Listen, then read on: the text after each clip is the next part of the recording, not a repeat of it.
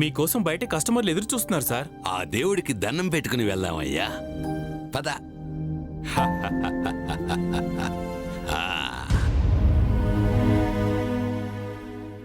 మొదటిసారి మీ ఆరుగురు నా సంస్థలో చిట్టి కట్టడం వలన కలిసి వచ్చినందుకు నేను ఇంతటి వాడినయ్యాను. మీ ఆశీస్సులు ఉంటే నేను ఇంతకన్నా పెద్దవాడినవుతాను. ఒక నిరుపేదని అయిన నన్ను చిట్ ఫండ్ కంపెనీకి ఓనర్ని చేశారు. సదా రుణపడి ఉంటాను. సార్, మీరు తప్పుగా అనుకోనంటే ఒక మాట అడగాలనుకుంటున్నాను. చెప్పు.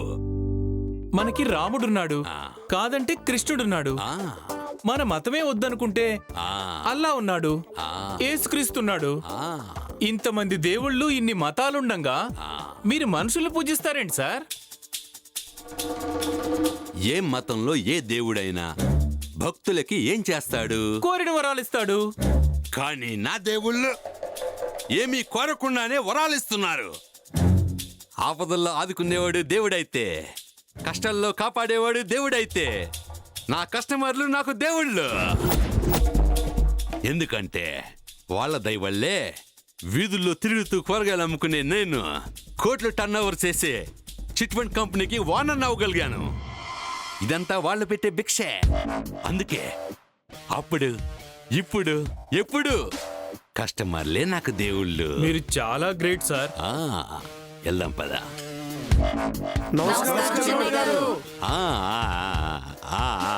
నమస్కారం.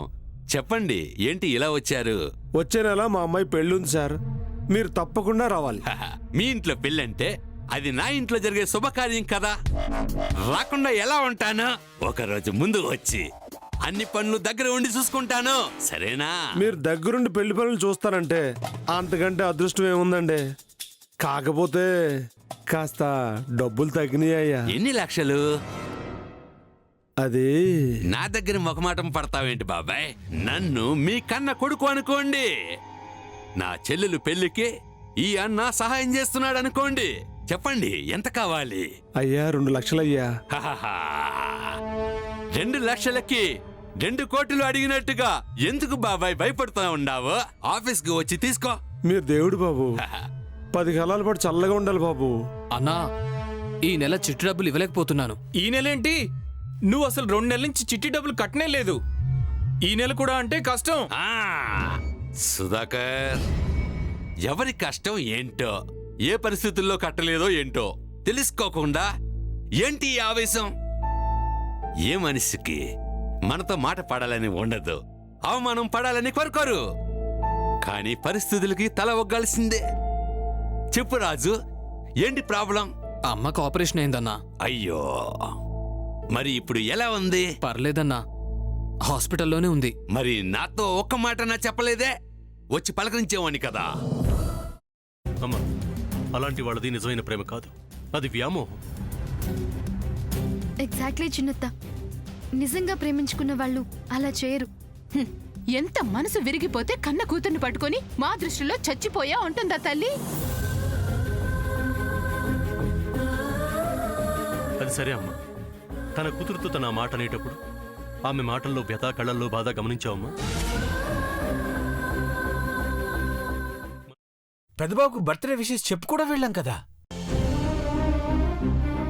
ఊరికే ఎలా కాలిపోతుంది? మంట పెడితేనో పడితేనో తగలబడుతుంది.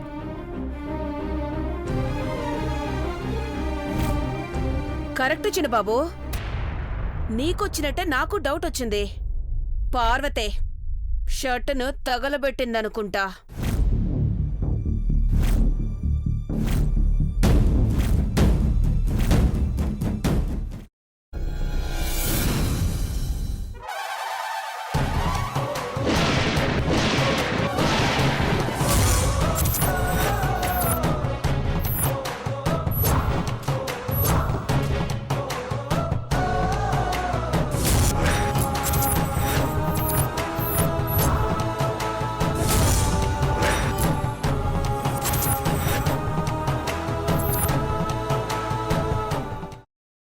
తర్వాత పొట్టు తీసేసి చాప్ చేసి పక్కన పెట్టుకోవాలి. ఒక ప్యాన్లో కొద్దిగా నూనె వేడి చేసి అందులో ఆవాలు, మినప్పప్పు, శనగపప్పు, కరివేపాకు, సన్నగా తరిగి పెట్టుకున్న ఉల్లిపాయలు వేసుకుని 1 నిమిషం పాటు వేయించుకోవాలి. ఆ తర్వాత కాల్చి కట్ చేసి పెట్టుకున్న వంకాయని కూడా అందులో వేసుకుని బాగా మిక్స్ చేసి బౌల్లోకి ట్రాన్స్ఫర్ చేసుకుని అందులో తగినంత చిక్కటి పెరుగు లేదా పల్చటి పెరుగు వేసుకుని మిక్స్ చేసి అన్నంతో కానివ్వండి, చపాతీతో కానివ్వండి సర్వ్ చేసినా చాలా బాగుంటుంది.